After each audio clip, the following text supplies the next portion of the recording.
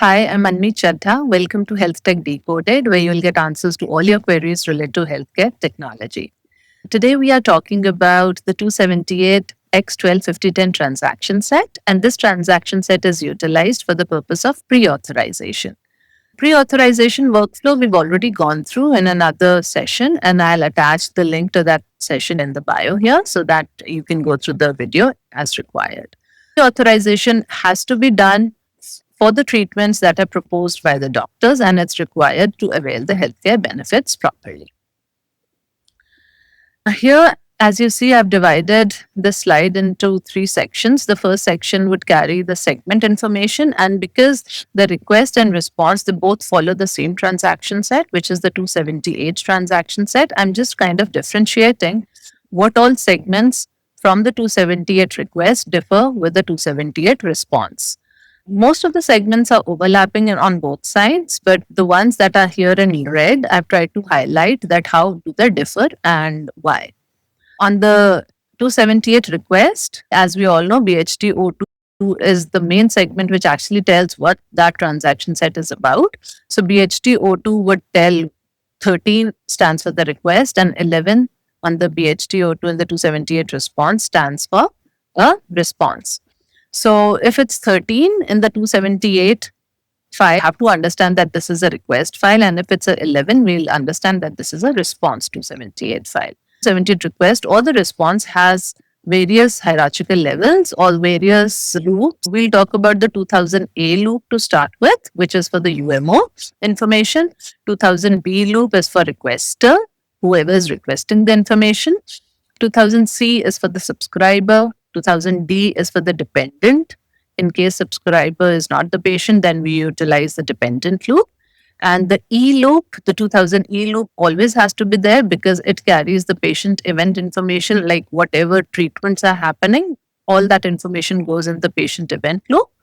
And then there's a service level loop also. The 2000F loop is the service level loop, which carries the service level details, like what kind of service is being provided, like line level details, so that this particular service, it's broken down. The entire treatment is broken down into various service lines. In case there is the dependent is a patient, then only the 2000D loop details get into the file. If subscriber is the patient, the loop 2000D will not be part of the 278 request or the response. So the first hierarchical level for UMO, because it's the 20, HLO320 stands for the source. HLO321 stands for the receiver, whoever is receiving the information. HLO322 stands for the subscriber. Or HLO323 stands for the dependent information. HLO3EV, it stands for the patient event loop. And SS here at the bottom stands for the service level. So that's how each hierarchical level or each loop differentiates from the other one. Then most of the items are common in the 278 transaction set also, just the way they are in the other transaction sets. But I'll just highlight a few items here. The INS segment, it should be part of either the 2000C loop, the 2000D loop, because INS carries the relationship. If subscriber is the patient, then INSO2 is 18, which is for self. If subscriber is not the patient and dependent, some other dependent is the patient, then INSO2 here in the 2000D loop will carry the relationship with the subscriber. And then there's one more important segment here in the patient event level loop, which is the UM segment, and that UM segment is called as the healthcare services review information, and this carries the entire details that have to be reviewed. The UM segment will carry details about what kind of a treatment it is and what's the facility code. All the details of the treatment at the higher level go in the UM segment, and then they are broken down service line wise in the service line segment. Now, on the 278 response side, AAA segment and the HCR segment is again an important segment. The HCR segment is an important segment because HCR, as you see the definition here on the left side, it's Healthcare Service Review Outcome.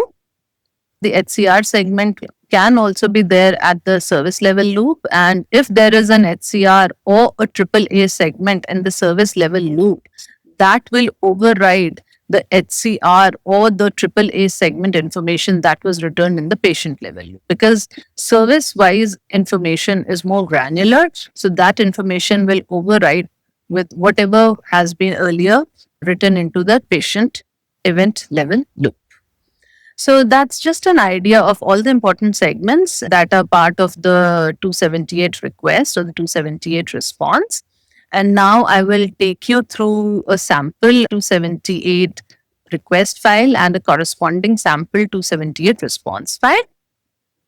As you see on my screen here, this is a 278 request file. In this file here, because the subscriber itself is the patient, so there is no dependent loop here. So as we've already spoken about, the UM segment is here, and then UM segment is there at the service line level also. So we did not talk about the TRN segment, which carries the tracking number here. And this is a segment that is important for tracking a request from start to end. So this is also an important segment which helps tracking the request. And then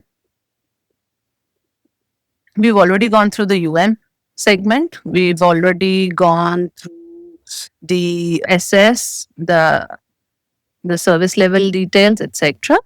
So for this particular request, let me also show you a corresponding response. Here. This is a response that was returned for this request. So I've kept them side by side so that you can view the difference in between both. Exactly same request, and it's returned with the HCR as you see here.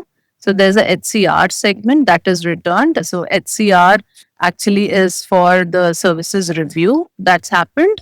HCR is also returned at the service line level. This is just a demo of how the HCR segment is returned. Now here I also have a request handy which has a patient which is a dependent, which is not a subscriber. So in that case, the hierarchical level 4 is being utilized and the NM1 QC segment, which is for dependent, as you see here.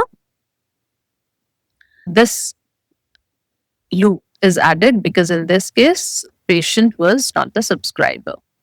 Similarly, I also have a response here which has a triple A returned. In this case, for this item on the left side, the request, the response that I'm returning as a demo is a triple A, which is a service level request validation, and there's a code that why did the rejection happen. So AA03 segment will carry the reason code that why was this rejection, and this because it's at the service line.